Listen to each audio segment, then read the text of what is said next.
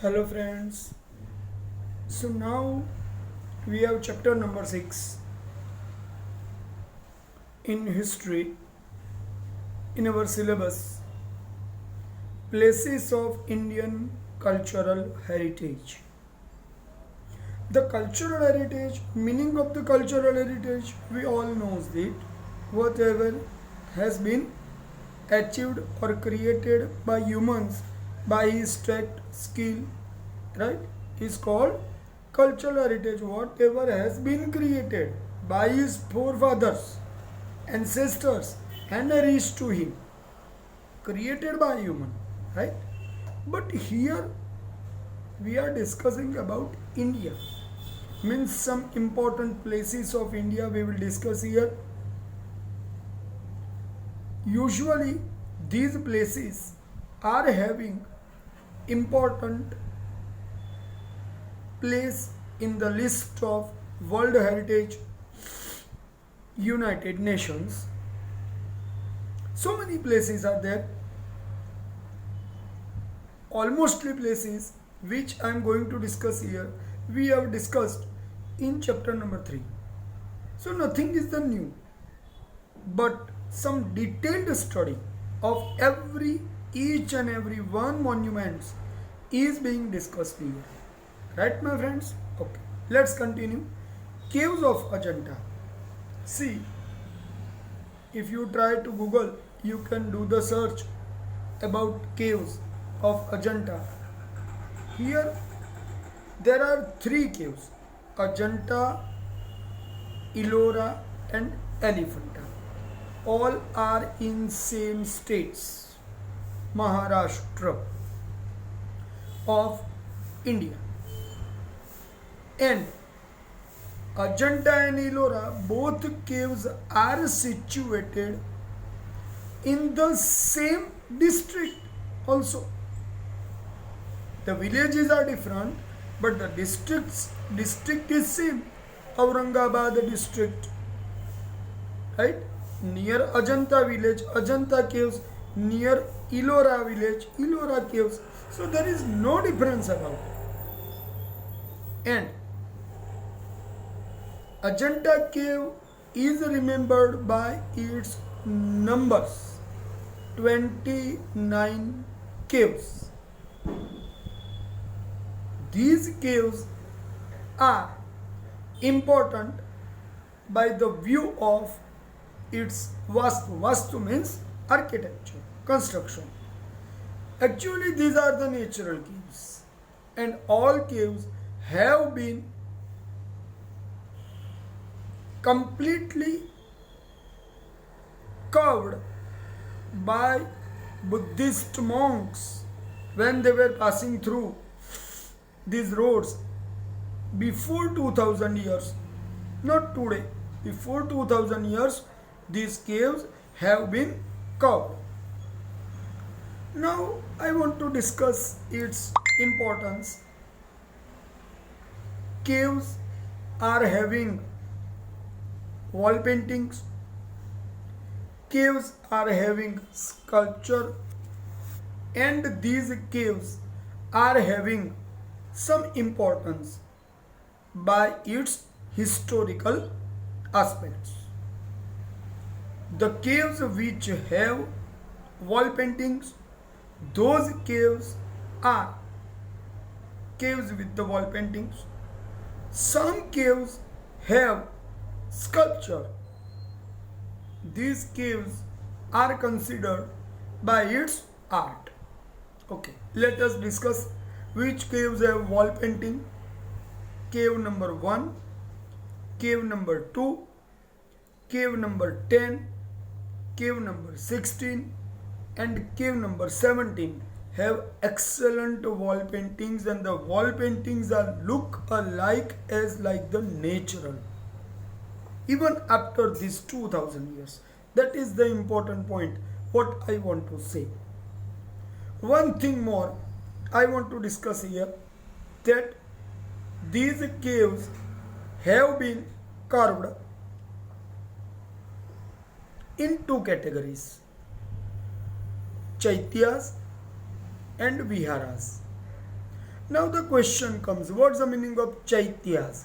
Chaityas means the place where Buddhist monks stays, sit, discuss and give education to their students. That place is known as Chaityas. The viharas where they stays is called vihar. So cave number 9, cave number 10, cave number 19, cave number 26, cave number 29 are Chaityas and other caves are viharas. So out of the total 29 caves, these 5 caves are Chaityas and remaining caves are viharas. So if anyone asks how many caves are viharas, then your answer must be 24. Right? I have already stated the numbers of Chaityas 9, 10, 19, 26 and 29. So remain all are viharas. Right? Okay, now we move to the historical fact when it was first found after numbers of decades and the centuries have passed. In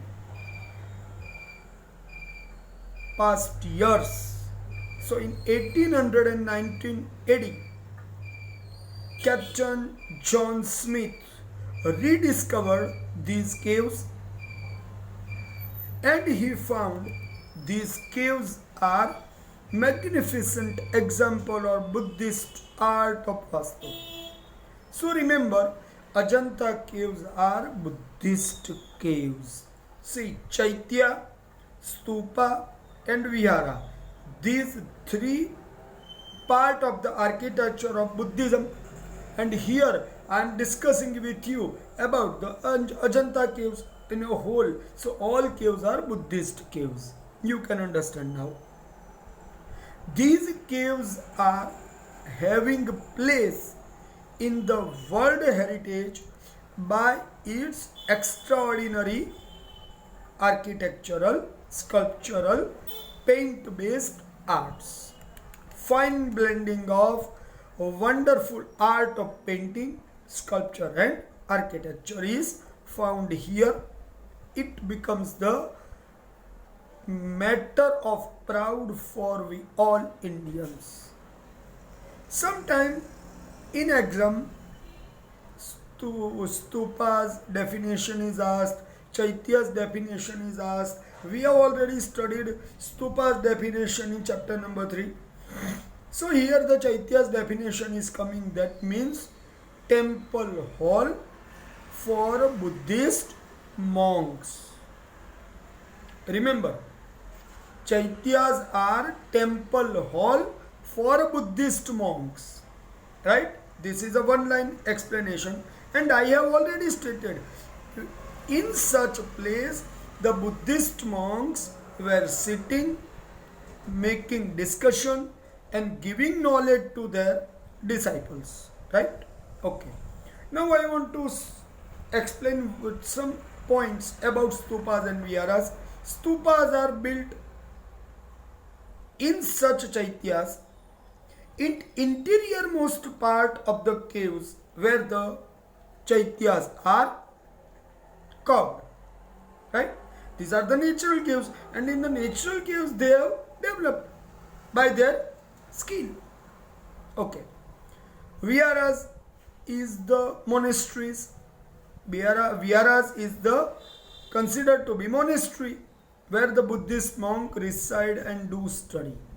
Means the place for residing is called viharas, and place for study, discussion and giving knowledge is called Chaityas. And in Chaitya, the small stupas are found in the interior part of Chaitya. Right? Okay.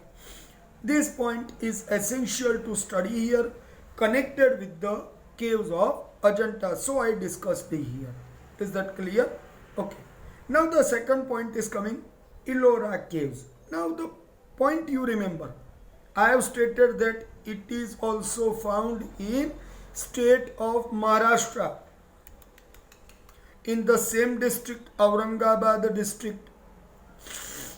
Here 34 caves are found, and these caves are found in the religions aspect, means every caves is not only Buddhist caves, but here Buddhism, Hinduism and Jainism all have been reflected in different caves. So remember, 12 caves are Buddhist caves, 17 caves are Hindu caves, and 5 caves are Jain caves.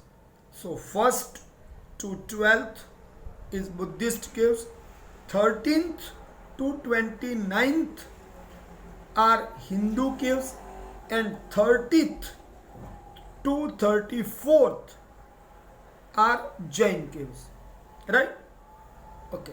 Let's consider its historical aspect. See, the Buddhist caves are naturally be understood easily, as by the Padmapani is found, Bodhisattva is found in the sculpture. But what about Hindu caves? Cave number 16, cave number 16 is Kailash temple. I want to indicate cave number 16, which comes in number 13 to number 29. Means it is a cave. Number 16 is the cave of the group of Hindu caves. Okay. Here one temple is found. Surprising thing is this temple is found inside the caves, curved, completely curved temple from the one stone. I can't say it's a stone, it's a rock. Big rock was used to curve the temple. 50-meter long. Carefully listen, the width, length, height, everything. 50-meter length, 33-meter width and 30-meter height is of Kailash temple. Now you think 1 meter comes to approximate 3 feet. So 150 feet length,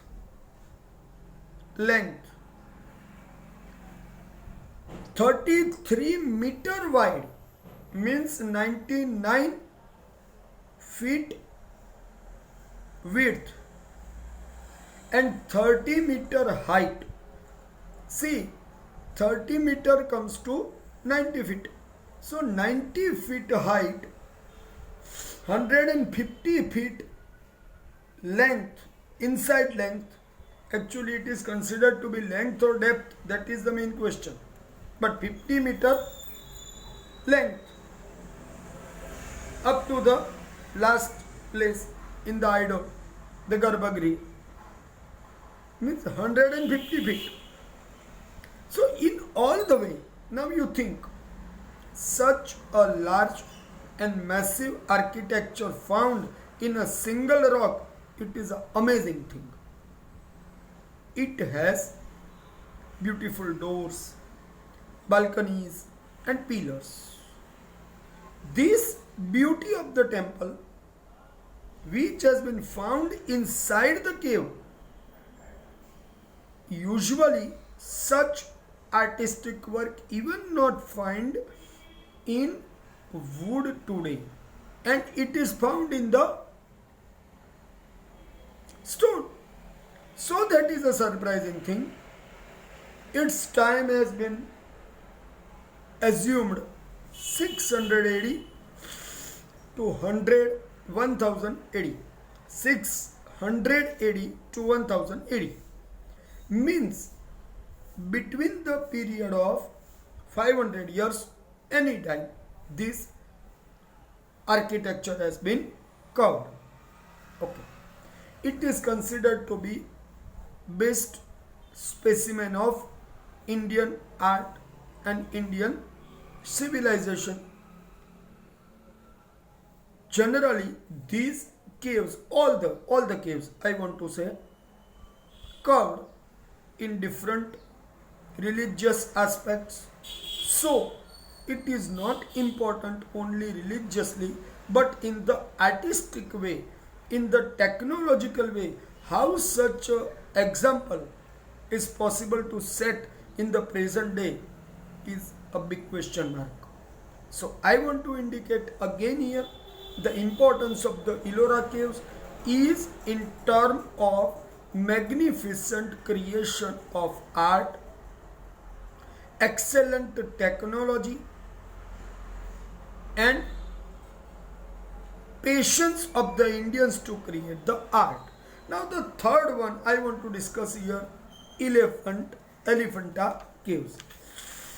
See, Elephanta caves are built in Arabian Sea. On the island it has been found 12 kilometers away from the Mumbai and also situated in the Maharashtra. So when I started the discussion today, I have stated the one line. Ajanta, Ellora and Elephanta, all caves are found in the single state. Now listen. Here 7 caves are. And out of these 7 caves, in a one cave, the statue of the Trimurti is found. This Trimurti is considered to be 3 faces of 3 gods, Brahma, Vishnu and Mahesha. 3 Deva, 3 gods, right? Okay. The huge stone monument it is. I am talking about the place. The huge stone monument here found of the elephant when the first time Portuguese saw this place and they gave the name Elephanta to this place. That is the important thing. But the statue of Trimurti has made it best specimen of sculpture. In 1987, means 33 years ago, it has been included in World Heritage Place list made by UNESCO. So remember, today it is a part of the World Heritage, and many people in the local area, local fishermen, are saying this place as the Dharapuri. Remember the name. Local fishermen, the local people residing in this area are saying this place as the Dharapuri. So its historical context maybe in other way it could be discussed. But here in the artistic aspects, I have discussed here in the historical and the heritage aspect. I have discussed here. Right, my friends? So here I have completed discussion of Ajanta, Ellora and Elephanta caves. Okay.